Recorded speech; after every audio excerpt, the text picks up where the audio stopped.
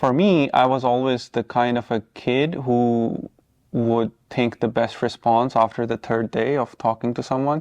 Like, this person said this to me. Oh, I should have said that. But that's like 48 hours too late. Hello, everybody. This is Manan. Welcome again to my channel. Today, I have a very special guest here with me. I have known her for a very, very long time. She is actually one of the pioneers of improv in Estonia. Been doing improv for almost 14 years.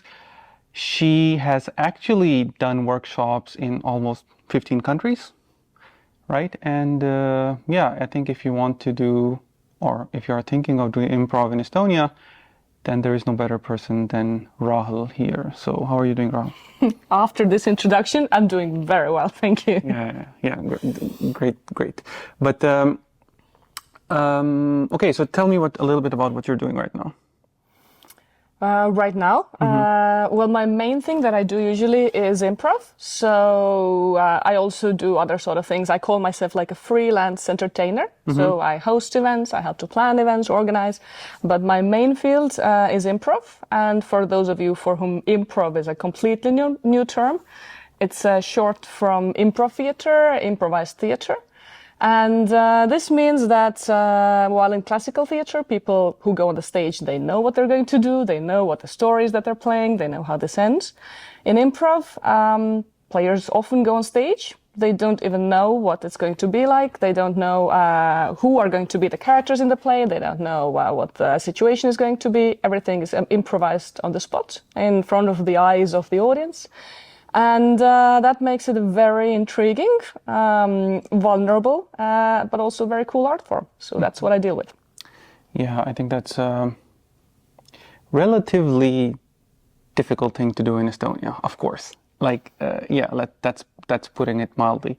So, I mean, I think I can give a little bit of introduction. So, I think like a very, very long time ago, I found out about improv, and I was like researching it. I knew that I had to learn improv because I wanted to survive in Estonia, and I was an introvert, so I wanted to learn about improv. And then I was just researching, and then I stumbled upon Rahel, and then I think it was this one sort of like workshop that we did on the top of this Poodle Bar. I think it was back in Telliskivi. I think we did one with a few other guys, and those other guys ended up becoming one of the first English language improv group that we became a part of with Dan. So yeah, that was how my journey in improv started. So yeah, that's why how I know you for such a long time. But I think before we dive into the improv thing, can you tell a little bit about growing up in Estonia and how was it like? You're born and raised in Estonia, right? Yes, I am. I was born in Tartu, but I've been living most of my life in Tallinn. Well, it was the turbulent times of the 90s and everything. So I think we just all figured out how to manage.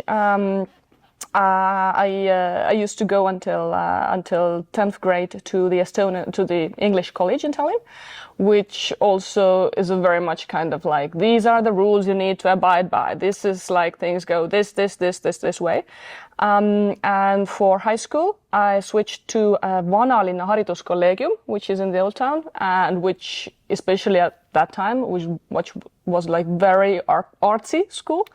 And I think it was like going from one age to another completely. It was a very different thing for me. I actually think I say that I learned how to learn there. Because at that time, I don't think it's true now, but at that time, there was more or less the sort of policy that if your grades were okay, it was okay to miss the classes.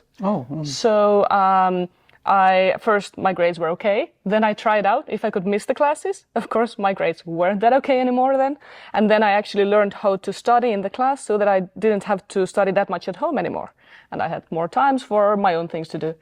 And that's where I started to do theater more also. So first, of course, classical theater projects. I was also part of a kind of school theater group or like a theater group. I mean, it wasn't in that school, but that's how we call them here. And yeah, I don't know, I directed my first ever play, which, don't laugh at me, but it was Jean-Paul Sartre's Huis Clos, The Closed Doors, which is a very, a deep play, let's say like this. So, but I didn't feel it was too much for me in the 11th grade to take on. I mean, yes. So I started with quite serious theater, and I've ended up with. So after that, actually, I did forum theater for a while, and then I ended up only doing improv. So theater has been actually a big part of my life since, I'd say, forever. I often say that even as a child, because I used to play all those games where someone was performing or someone was doing something, that was kind of performative art, that I do the same things I used to do as a child, just now sometimes I get paid for them. So I've been connected to this. Pretty great gig, actually. Many people like, I think it's very rare, or maybe it's not rare. Maybe it's rare for me that people actually know what they like and they get to do that. I mean, the first part is hard in itself, but the second part is where the majority of the world gets stuck. So improv, like, how did you come across that? Because that is not like a traditional theater, right? So how did you go from like doing or directing these dramas to actually coming or stumbling across improv, and like what made you stick to that? I was lucky enough to take part in the first ever improv workshop that was organized here. So there is this guy, Retna Rannus, who went to study theater for a master's degree in Helsinki. Mm-hmm. And because in Finland they'd already been doing improv for 20 years before, mm-hmm. It was also like a natural part of their theater studies there. Mm-hmm. And he was, of course, also very amazed by this, and he decided to bring the first two teachers to Estonia. And I remember very, very well my first ever workshop, because when they would, so there were two ladies from Stella Polaris, also a very legendary Helsinki improv group, improv theater. And every time that they would tell us, like, these are the instructions for the next exercise, in my head I would be going, this is not possible. We need to pre-agree on things. This is not possible. This is not how you can do it. Mm-hmm. And then I'd be like, okay, but I'm this stupid young girl, so I'm going to try. And then I ended up doing the exercise, and I was like, wow, it actually worked out without us pre-agreeing on things, without anyone having a specific control over what's going to happen. And then they would introduce to us the next exercise, and in my head I'd go again, it's not possible. It's not possible. So it's nice that I have this memory, so that this helps me, I think, to reconnect a bit with the people who are starting out with improv each autumn, kind of being like, what is happening? It's not possible. I'm like, yes, you have to go through this, and then you will realize it is possible. But yeah, so I was lucky enough to take part in this first workshop, and then the same guy also put together this group of children who he wanted to take to an improv competition in Austria. But because there were just 4 children for the group, but it's always nice to have rehearsals with more people. He also invited, if anyone else wants to join, you're welcome. And I somehow had time, and I was able to join their rehearsals. And then I remember I was doing this scene. We had a rehearsal in Rakvere, in like this black box stage, kind of somewhere in the cellar, whatever. We've been doing a number of short form games. And we're doing this short form game where you first do a scene, and then you repeat the same scene in different musical formats, musical mm-hmm. genres. Mm-hmm. And so at one point while doing this, I realized that I'm doing this scene now in this, I think, maybe genre of rock or whatever. And I realized on the stage that Rahel, like the person Rahel, would never dare to do the things that she's right now doing in improv. Mm-hmm. So kind of like I had taken the skin of Rahel away, put this away somewhere, and now there's this new character that has evolved, that is really enjoying herself, rocking there. So I was kind of like, I had this thought in my head, and then the next thought was also, keep on doing this. Mm-hmm. So that was kind of my first big hit of improv, and I call myself an improv junkie, so that's why it was a big hit. I can explain this later. And so because I'd done classical theater before, and I had also really felt this kind of theater magic when doing classical theater, but that always required like first you go into the text, and then you have months for preparing, and then you try to understand how this character speaks to you, or how do the other characters relate to each other, and what does the director want, and kind of it's such a big process. And sometimes you get to this place where you're like, yes, I feel this character and I feel the connection with others. This is the right thing, but maybe not always. And with this one, I was like, but this is for me to actually get to this place. I don't have to spend months on this, and I can just, if I'm really open and vulnerable and ready to put myself in this place, I can actually achieve this this big high so easily. So I was like, I want to try this a bit more. That's like I think what you said about like shedding your skin and finding yourself in a place where you felt really at home. That is actually a really cool realization to have that feeling, like finding out like you're like, you know, like fish in the water. Like this is my space now. Yeah. This is my calling in a way. Yeah, this is where I want to be.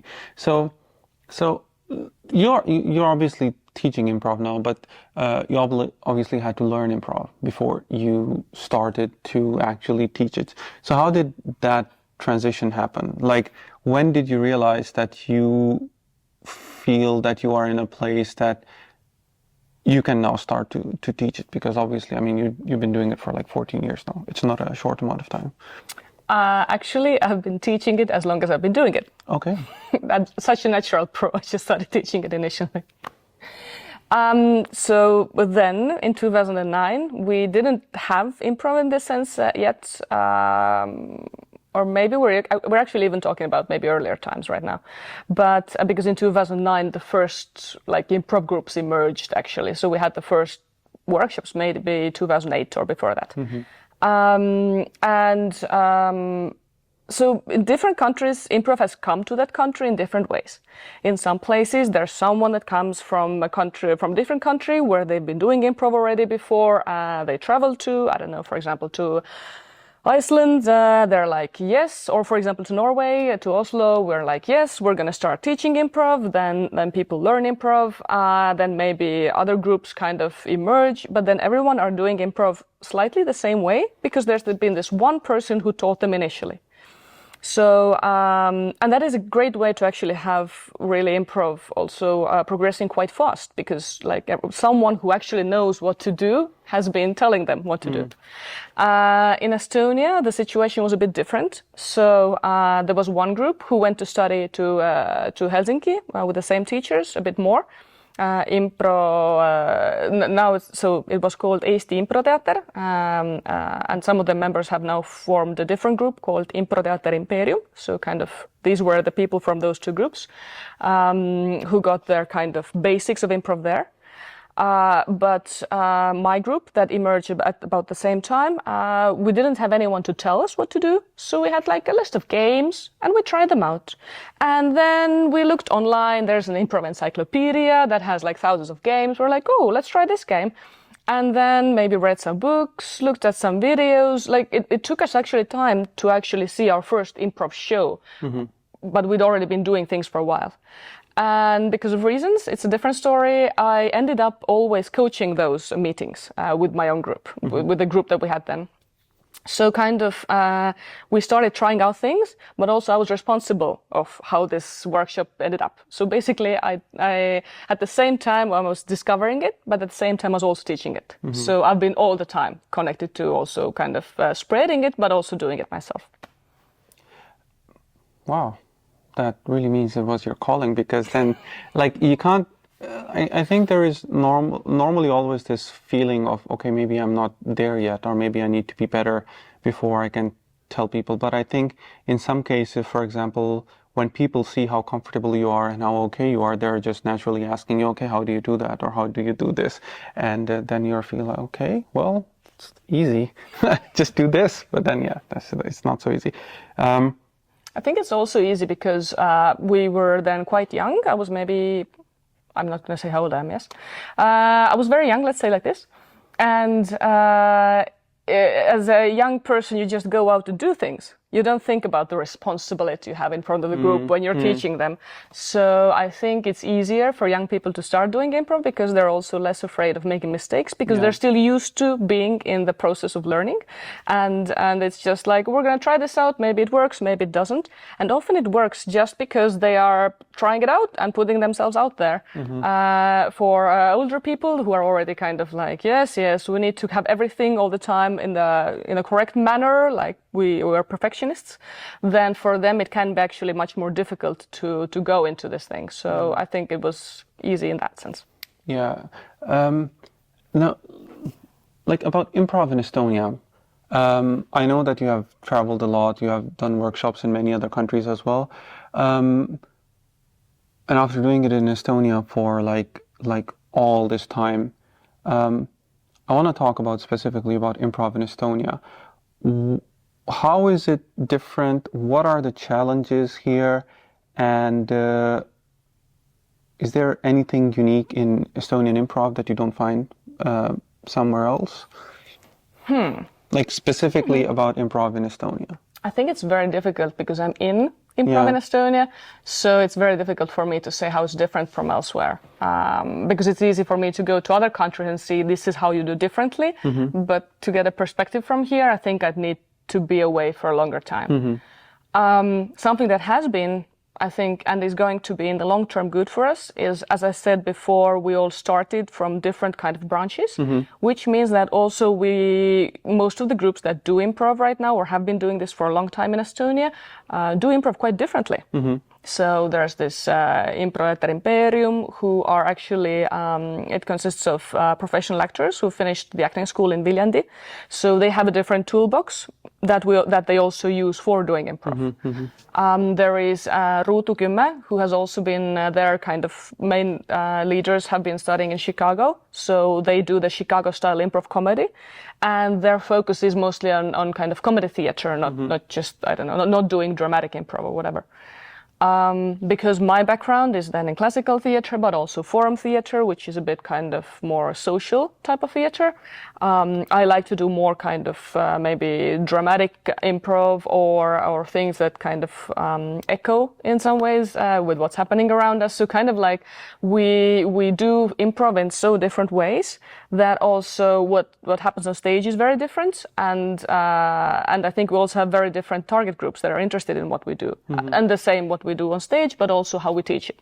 So I think that's actually good for us in the long run that we have so different ways of doing improv, and it might be also something that maybe differs us from other cultures because again, if someone somewhere in this country got this, I don't know, UCB book and is like, okay, this is how improv is only done. I've actually once went to a country in Asia where they also shared with me kind of this booklet of what improv is that they also give to their students. And I think the first or the second sentence there was, improv means improvised comedy. And I was like, okay, I'm going to come here and challenge a few things. So kind of if that's the only thing that you've been exposed to, then that's the only way you see improv. But yeah, I think us really having these very different ways of doing improv, and there are new groups emerging and merging who are also now doing more shows. So that's kind of, that's a good thing. Also, sometimes I go abroad and people are like, oh, that's the way you do improv. So that's how improv is done in Estonia. And I'm like, this is how I do improv. So many other ways of doing improv in Estonia. So I think that's a cool thing for us, or that's what differs us from many other countries. And like, what are because you also have this experience of, like doing workshops abroad, and I don't know, have you lived abroad as well? For a while. For a while, yes. So for a short while. So like, what is the difficult part of like doing an improv, like a circuit or a scene in Estonia specifically? Is it like mostly awareness, like people don't know what improv is, just not as like common, or is it mostly like getting people to do that? Everything's difficult. So I have my own improv school, and this spring also some of the groups had their performances, and even they so of course they invited their friends and family to see what they've been working for the whole season, blah blah, and it was even for them sometimes difficult that their friends and family who came to see the shows, they were so persistent on saying this is not improvised, that like someone said that one of their friends had been actually angry at them, saying like, no, what are you saying? This is not improvised. Or someone else had said that, so what have you been rehearsing for the whole year if it's not improvised? So what is this? kind of, or if it is improvised. So it's funny because it's such a new concept. We're so used to having things like prearranged, because that's how we do things around here, that instead of enjoying the show, some parts of the audience are just fixated on figuring out like where is it not improvised, because it's such a new concept. So yeah, it's difficult for the new people who come to the classes, or sometimes also at the workshops that I do for corporate events. Like someone just recently told me I'd been doing a few games, and then they told me in the middle of the corporate team building workshop that these games are not it's a chaos. Like they don't have a goal, and they don't have a structure. And we had just been talking about the structure and about the things, but I think also most of the games we play here. So okay, children play games, and not all of them are competitive. But whenever like games are introduced to us, for example, in physical education or whatever, they are always like goal-based. Like someone has to win, someone has to lose. Yeah. Either it's an individual win or it's a group win or whatever. So if it's just like a game for playing, for having fun, and no one loses, this already is like, what is this happening? What's the aim of the game? What do I get out of it? It's confusing. Or the same, for example, board games. Like these are the games we usually play, either physical games or board games. It's always for the win. So just the whole idea, the whole concept of letting go of the control, playing just to have fun without really worrying about who's winning or who's losing, and kind of just enjoying yourself. It can be confusing for people participating in improv, for people watching improv. Like you're having too much fun. What is this? Yeah, it's. Like, I don't know, that's the double-edged sword of like good improv is like it's indistinguishable from normal theater if it's really good. So, yeah, but I mean, it is still improv. I mean, there are certain, like things where you get some cues from the audience and take something random, and then you can even then you can do that. So I think that every now and then a bad performance should be thrown inside just to let people know that it's still. That is true. That is true. Keith Johnstone, one of the founders of improv, who just passed away this spring, there's actually a book that kind of puts together one of his key formats called Maestro. Like there's this whole how to do a Maestro booklet. And it has one of his quotes in it saying that, I'm not going to quote it by heart now, but saying that there needs to be also bad scenes in this format, because that's how people understand that it's just not pre-planned, but also it's not that easy. We all work very hard for a good improv scene to happen. Yeah. So yeah. Yeah. And I think like improv for me, like for the time that I did like a few years, I think it seems to me like it's an exercise in awareness. Like there is no option for you to be anywhere else other than on the stage. Like you have to be hyper aware of everything, the audience, your teammates and everybody on the stage. And I think that puts you really on the spot. And I think that is an exercise that doesn't just leave you when you are not on stage, but you feel like you are much more aware. And I think this is one of the actually reasons why I wanted to do improv as well, to improve how I talk and speak and engage with people. Because for me, I was always the kind of a kid who would think the best response after the third day of talking to someone, like this person said this to me, oh, I should have said that. But that's like 48 hours too late. So that was like a big problem for me, and I thought, man, what's wrong with me? Because I'm thinking too much. So I think that's something that improv like really teaches you, and especially being uncomfortable and like sinking in the discomfort. So like specifically about Estonia, I mean, generally, if we talk like an average general perception is that it's an introverted place, right? People are introverted. People are not used to being, extroverted, cool, talking. So is this something that you come across when you are doing improv in Estonia? Is this, and have you like utilized methods, trainings, or not trainings, but like exercises to get that people a little bit more out of their shell than is necessary in other parts of the world? So. Yes, I'm actually first going to comment on that, focusing on one thing part, because I also say that improv in some ways is meditation. Yeah, it is. Yeah, it is. So really kind of your focus here and now. And I read from this super smart book about burnouts, about how our brain actually is really happy if it can do just one thing at a time. Yeah. Which we never give it time to because we have this phone, this app, this thing happening all the time.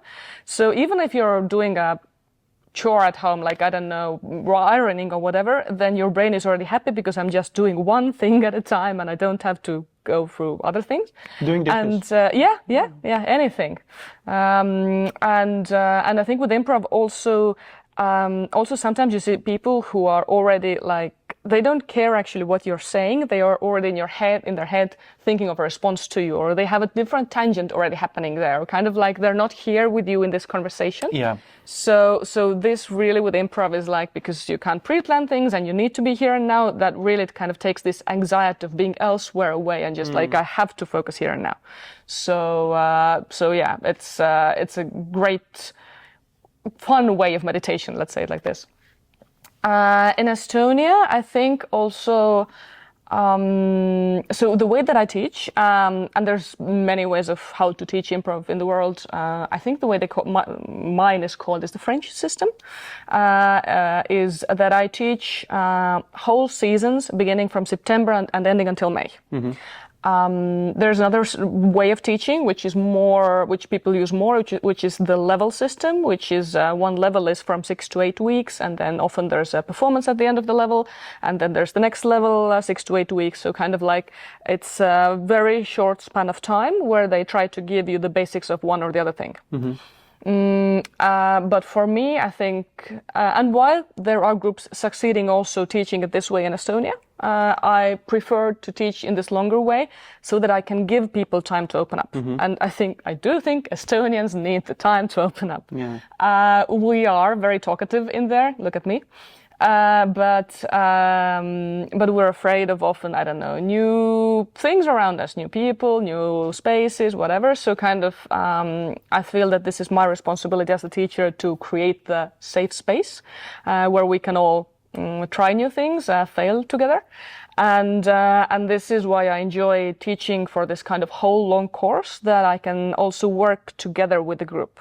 So of course I have an idea of what I want to do during the first year, but I say it's less important what I say and it's more important for what they can hear. For example, if I come to a class, of course I've prepared the class, but I see that there's very small group today attending and they're all super tired and it's just like everyone's energy is super low, then I can't start with a new topic that I had in my mind. So I have to progress together with them.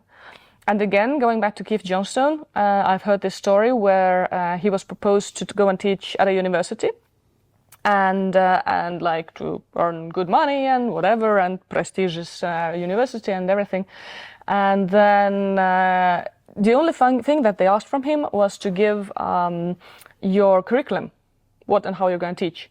And he was like, how can I do this? I haven't seen the students yet. So that is also very much my approach. And the way I think I conquer this introverted Estonian being is just that I give them time. I go together with them. Sometimes I go and do something like a new topic. Then the next class, maybe I go back to a previous topic. Then we come back to the new one. I can gradually see what it is that they need and then work with this. Because there's all sorts of Estonians. There are the very energetic ones and very kind of, I want to make all the jokes in the world. So for sometimes my task as the teacher is to tone them down a bit, to listen to others. Then there's the others who are super shy, so then I have to tone them up a bit, kind of like, yes, your thoughts are also good, they're also funny, just be okay with whatever comes out of your mouth. So kind of like finding this balance together.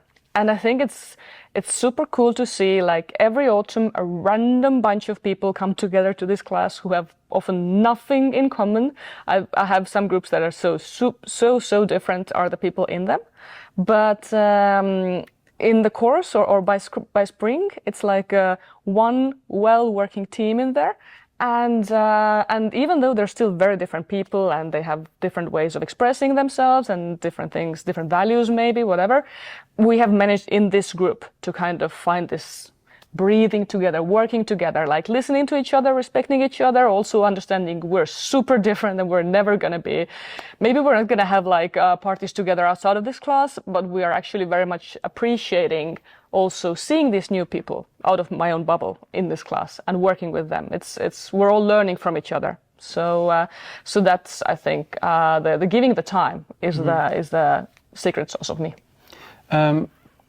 One thing that I like came to my mind is that, like, improv is, as you mentioned, is like doing a sort of like an active meditation, active act of meditation, where you are throwing out all the preconceived ideas, just being there, and then, you know, sharing or like taking input or anything, inspiration from where you are right now, rather than coming on stage. But how can you learn to be spontaneous? Like, it's something that I think a good way to put that is that you unlearn stuff to be spontaneous rather than learn to be spontaneous. Because what I think is that learning theory or all these ideas, I think it goes to a certain stage, and I think that is true for all artists as well, who like follow the classic theme, the rules and everything, and then there is a time where they have to throw out everything outside the window to the next step. But I think in improv, it comes very soon that you have to throw out things very fast. So how do you learn improv? Like, is it even possible? Yes. Actually, in one of my first, maybe the second and third class, I have exercises on spontaneity. So there's this, one of the best exercises I got from this super thick book called The Improv Handbook. If I was smart, I would also say who wrote this, but I can't remember. Anyway, but it's I call spontaneity saying yes to the first thought in your head, and I think that is what we're mostly learning. And it's we're mostly learning to let go of the filters of trying to be funny or smart or original all the time, or kind of like trying to kind of, I don't know, fulfill some expectations we have for ourselves or that we think that others have for us, and just being okay with being yourself. And of course, if this is something that hasn't been encouraged in your life before, it can be super difficult. Yeah. I have students who say that it's like after even months and months of learning, it's still difficult for them to turn down the inner critic in their head, the inner judge who says this wasn't funny enough. Oh, again, they're saying that every evening after the class I go home, I think like, I should have said this, I should have made that joke, the same thing you were saying before. So kind of like how to let go of this, again, the perfectionism, being okay with just being you. And in this area of the world, I think we really need to do more of it. I think all Estonians could have more improv classes. I think everyone in the world could have more improv classes, but especially Estonians who are often stuck with what's the rules, regulations, hierarchy, whatever kind of things imposed on them from outside that then change the way we perceive the world. To also, when I do longer team building workshops, I still do the same spontaneity things. exercises, because I feel that in order to work with others, to be a good team player, you actually have to first listen out yourself well. You have to listen to yourself well to understand what is exactly my reaction in the situation. And maybe that is not the direction I'm going to give outside. That's a different decision to do. But just to know for myself, like I'm at this meeting and what they're saying, like this doesn't really make me feel good. Or contrary, this is like very much I'm for it. Then to first kind of listen to yourself, listen to your own first thought. And only then, from there on, do a different or the same than response to outside world. I think that is a very important part that we're forgetting. Yeah, it's it's definitely needed in Estonia, but because I think, like, I also recommended almost every, like, the things that I make or like the videos is always to like learn to be extrovert. Like this is something that you have to like even if you're an introvert, you have to cultivate an extroverted personality, because there is definitely a part of you that is extroverted, and you have to learn to, bring that part out fully, and that's very, very much needed. I think pretty much for every person, but I think especially for people in Estonia as well, because I think that the effects of learning improv, because it's such a fundamental skill, like they don't just help you right there. I mean, you become good at job interviews, you become good, I don't know, at dating, you become good at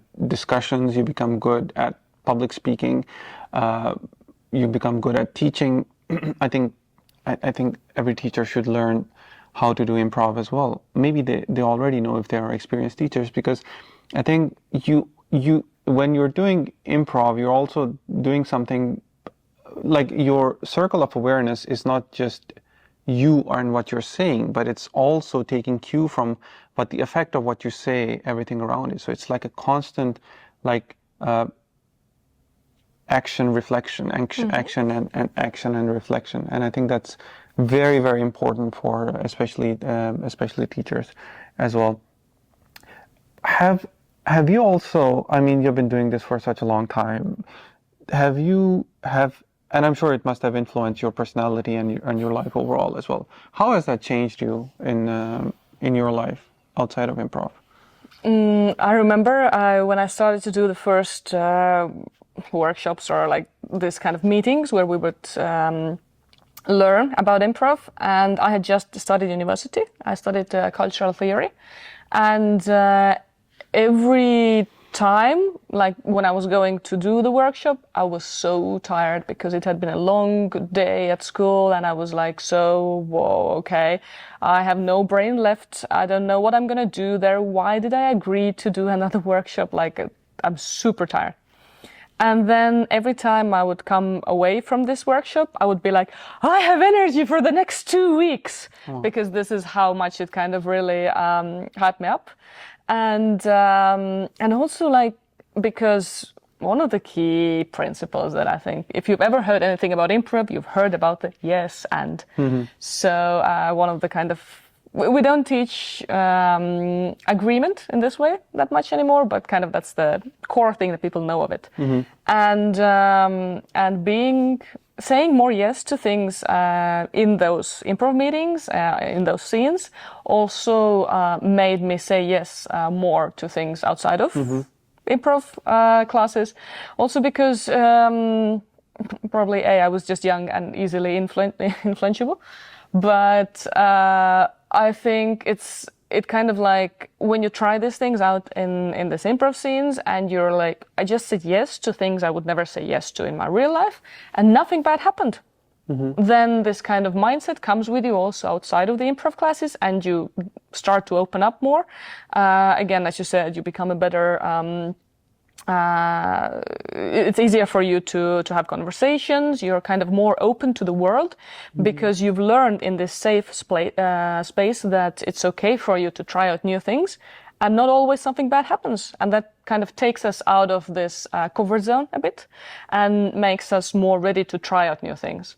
And of course, doing improv has really influenced my life in so many ways. The possibilities I've had when we went first time ever with my improv group to perform abroad. We'd been just doing improv for like 2 years, and it was such a big thing. We went to an improv marathon in Jyväskylä, which also, of course, in the end provided us with some very cool contacts of people doing improv in Finland. And then like later on, like when I was teaching improv, I was doing a few workshops in Hong Kong, and I was doing a radio interview at the Hong Kong radio. I was like, this is Rahel, where improv has brought you. Just putting it out there. So I've met with so many people. I've learned about cultures. Of course, because improvisers tend to be mostly very nice and open and cooperative people. I've seen the best of the people everywhere where I go, because I mostly meet only improvisers. But yeah, it's opened a lot of doors for me, because that I still keep doing this, but also because of what it has taught to me, to be more open, to be less afraid, to try out new things. To improvise.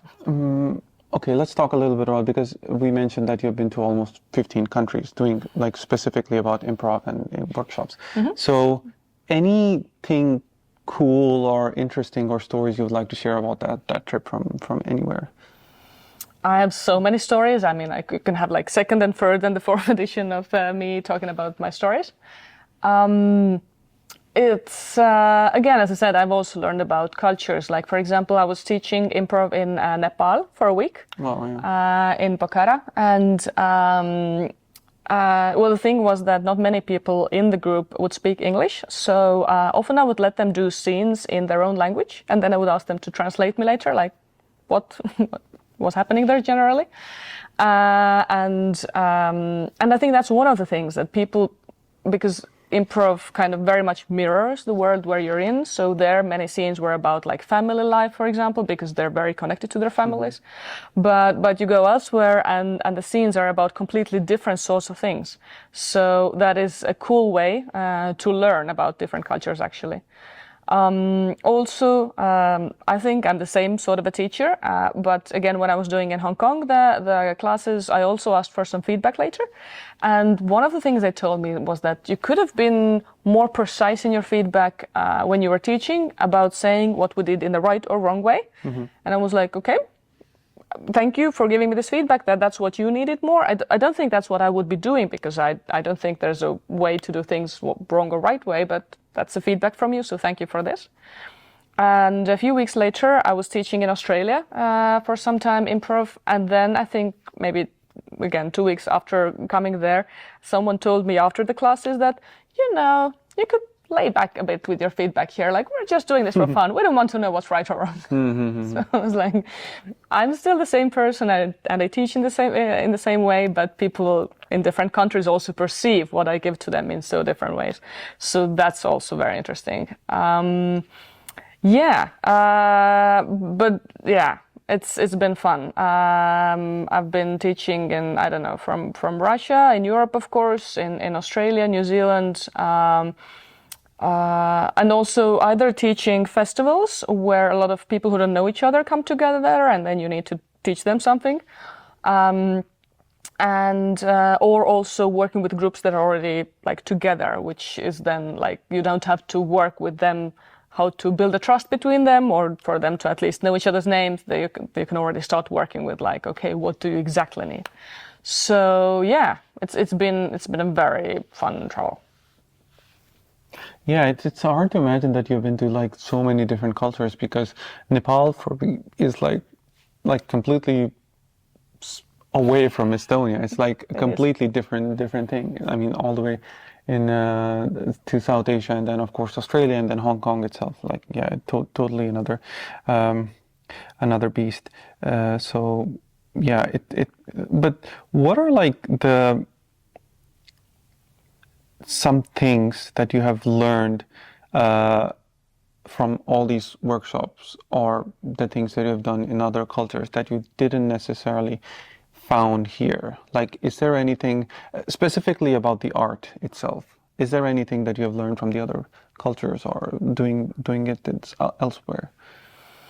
I do think that improv often mirrors our own cultures, and not only about the scenes that I was telling you. When I was in Australia for the first time and I was at the festival there was a very cool group called Guts Improv from Taiwan, and they had many people there, maybe 8 performers, and not many of them spoke English in a very good way, but they were often on stage, also in mixer teams, which meant that they were playing with people they'd never worked with before. And like sometimes, quite often actually, I was worried if they even understood what was happening on the stage. And but then every time they ended up stealing the scene and having the biggest laugh and getting like the best reception from the audience. And I was like, how do you do this? I went to one of the main guys from the group and I was like, how do you do this? And then we talked about this. He tried to explain it to me, but kind of like, well, it was an answer, but it wasn't an answer I still would remember. But the next day he would come back to me and he would tell me like, Rahel, I thought about your question. I have an answer for you. And then he would take up his phone and show me a video of their own Taiwanese classical theater.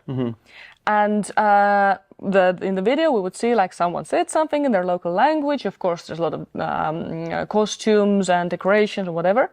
And after saying their thing, they would also go and do a lot of kind of physical things that probably also gave some information to people who understood it. But and then they would go and say the next thing they had to say. And that's also what happened with them when they were doing improv on stage, meaning that the things that the way that they kind of communicated themselves, there were also some physical, very precise movements, and these were the ones that actually got the audience to laugh. So, and that is when I really realized that really improv very much mirrors the sort of kind of classical theater or the culture you are usually in. And here, of course, in Estonia and Europe, we're very affected with the classical theater that is mostly like blah, blah, blah, blah, blah, blah, blah, blah, blah, blah. And that is often also what we bring on the stage because that's what we're used to. Or if what you mostly spend your free time with is watching kind of sitcoms, very fast, fun, blah, blah, blah, this sort of thing, then this is also what you most enjoy putting on the stage and watching on the stage. If you're more used to watching, like the sort of culture that we consume often, I think, dictates the sort of improv we put on stage. And because nowadays, of course, you can go anywhere in the world and watch Netflix. There's a big kind of like, we can't say that precisely anymore, that this is how people do things here, or this is how people do things there, because they are affected by Netflix and things they've, like the American culture. But yeah, it's kind of like, you can still see kind of glimpse of like their own culture and things. Or, for example, I think I can spot a French improviser without them opening their mouth because they're also very physical and very precise in how they do things. That is something that is taught to them. I don't know where and when and how there, but somehow kind of it's very visible. Like this is a French improviser. So, yeah, it's like in some countries you can pick it up more, in others maybe less, but definitely everyone has their own way of doing things. And also their own jokes, because often improv uses like local jokes, local kind of culture things, so that can also be part of it, kind of like this is what we make fun of now. Can you talk a little bit about the different formats that you have seen and you have done of improv? Like I know that there is one thing, like the different things that you do, like, for example, one chair is one thing, and then there are like Two chairs, and then what are some like cool formats that you have done that you like and you have learned from others as well that you really like, if you can talk about each one? Well, Two Cheers is a duo format that me and a good friend of mine, Timo, used to do for a while, and it's we so as a advertisement here, actually, so I used to organize the Estonia International Improv Festival called Tilt before the pandemic for 7 years, and most of the shows of those festivals are actually on YouTube. So if anyone is right now listening to this and wants to see what improv can be, of course, improv on video is never what it is in person, so that's there. But we have had some very cool shows of improvised Tarantino, for example, at the Six Festival, or I don't know, solo musicals or solo shows of cabaret. I wouldn't say cabaret, solo musical shows. Or shows without any words.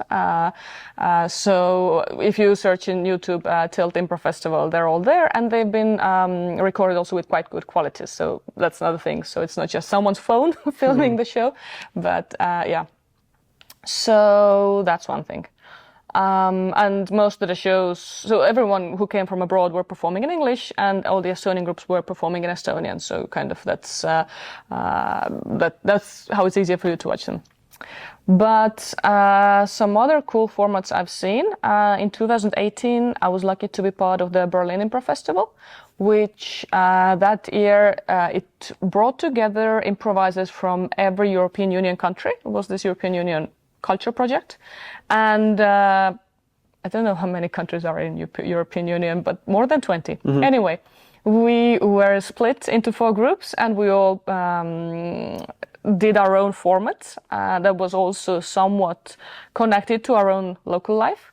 And it was very eye-opening in many ways. Like, I've been to a few European Union theatre projects, and not often it's like, I mean, we come together, we do theatre, and it's nice to spend time together with each other. But then in the projects we write that, yes, but also European Union was present in this way or the other way. But that project really, I actually got to know more about Europe because of being part of the project. So it was very well done. And so, for example, the group that I was in, our keyword was places. And so we would bring on the stage, we would describe the places that we have in our own countries that have been meaningful for us. And then we would improvise then scenes in it. So kind of that was a mixture of this kind of documentary part of it, but also improv as an art. But there was another group whose format was, the idea was there that anyone from this group could go on the stage and ask a question from anyone else, or maybe a group of people in that group, and they had to answer truthfully, but it could be anything else but a scene. Okay. Which then, of course, made some improvisers angry. It's like, where's the scene work? This is not improv. But they responded with either a monologue or a song or a group game or whatever. And it was kind of very much more fresh and very cool. I would hear things that, well, for example, one of the things I remember from the first time that I saw it was someone asked from the guy from Bulgaria. And there were a lot of very fun things also. I just remember the dramatic ones. Anyway, so they asked, how is it to be, what is it to be like from the poorest country in European Union? And because all of those questions, they're new for you on the stage, then it takes time for you to actually get to the essence of it. So he was also talking about one thing or the other thing. And at one point he says, but there's no one from my generation who hasn't broken the law to stay alive. Wow. And you're like, okay, like that I learned something new about a place that is also in European Union. Or, for example,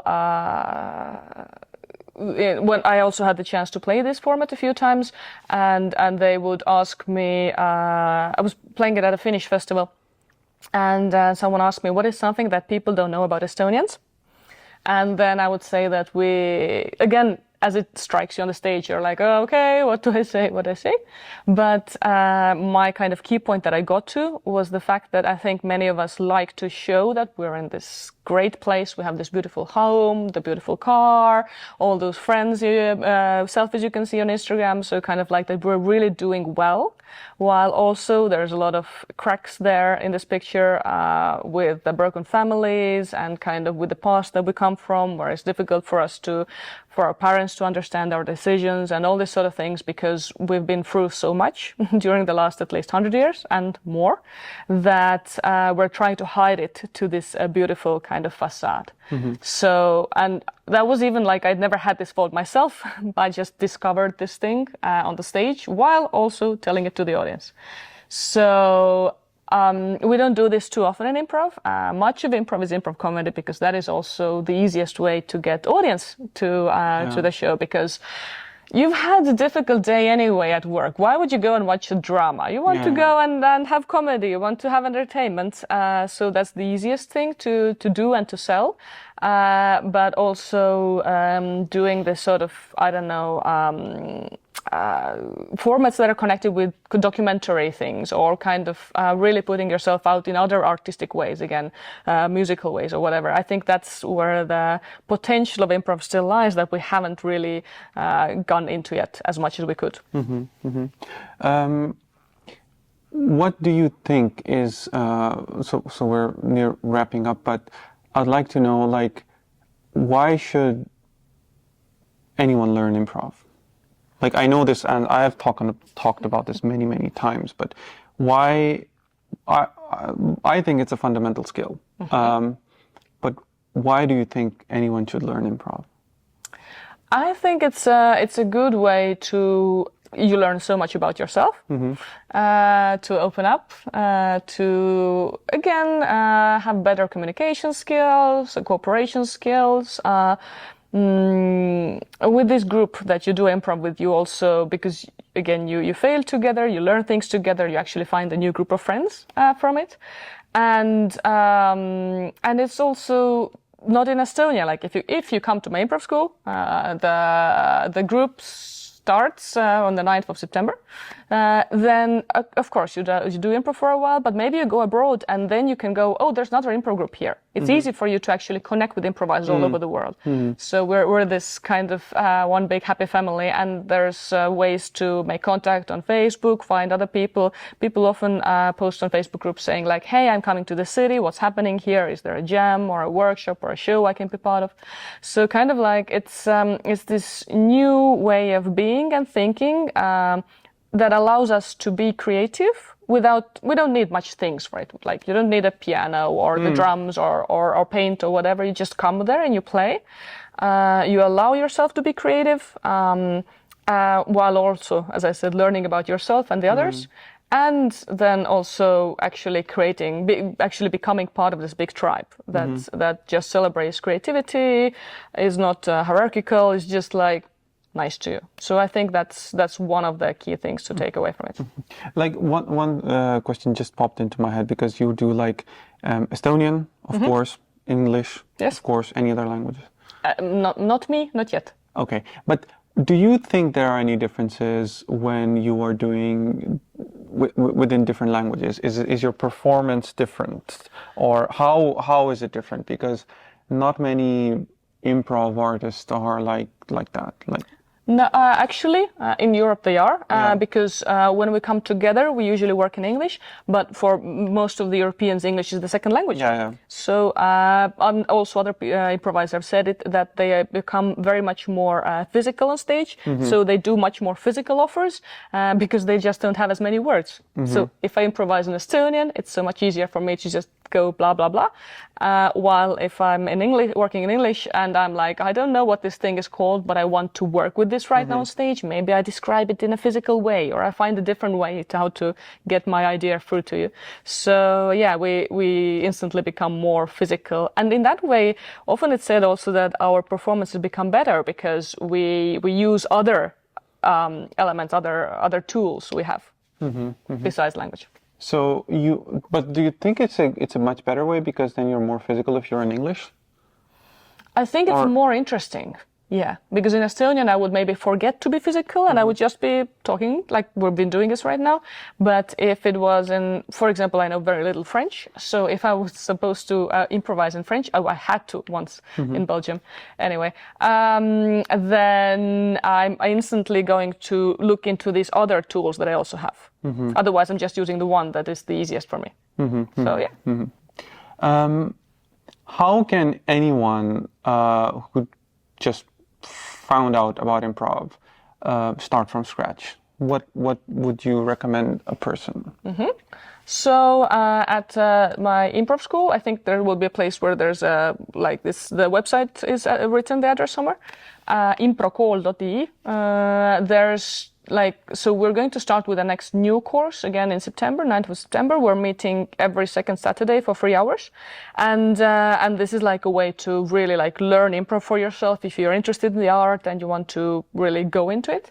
But we will also have jams, which are like this one-off improv meetings where the essence is not so much about learning about improv. We're just playing games and just kind of enjoying and having fun. And these are really, you can just go and participate in one for 2 hours and then never come back.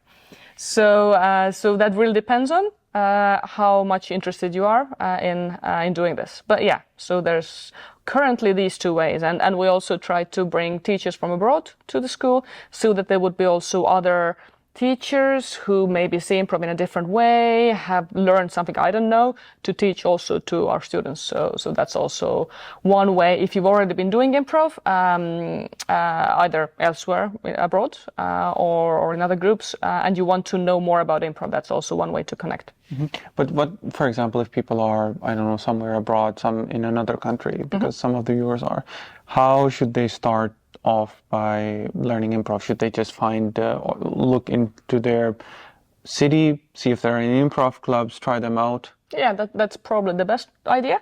Nowadays, after the pandemic, there's also still some Zoom improv. I'm not sure how much is there left for beginners, but because they definitely still do workshops like this kind of specified workshops on Zoom in different places. And of course, depends on your time zones and everything. But the easiest for sure would be to Google and see if there's anything in your old town. If you're desperate, can't find anything, write to me. I may know people. I know a few people doing improv all over the world. Maybe not in US, but elsewhere. So that's definitely the best way, is just to go there and try it out. If there's no improv in your community, be like me, just start from scratch. Again, there's a lot of books, courses online. There's videos you can look and you can just try out things yourself. And maybe you end up also having your own improv school. Yeah, I mean, that's the best thing, because if you cannot find any improv school or any place there, then that's the right motivation to start one, or make something happen, because that's exactly what we did. Like, I don't know, all those years ago, and started with the English language improv. It was really, really fun. All right, thank you, Rahel. It was great having you. I had a great time. It was good, like, talking about old times. I wish we get back Tilt, because I attended a few shows myself. It was really nice, and it's something I wish we should maybe in the future we can have some time, but yeah, you never know. We'll see. Yeah. All right. Thank you everybody for watching. It was great having Rahel here. If you have any questions, if you want to contact her, I'll put the details in the description.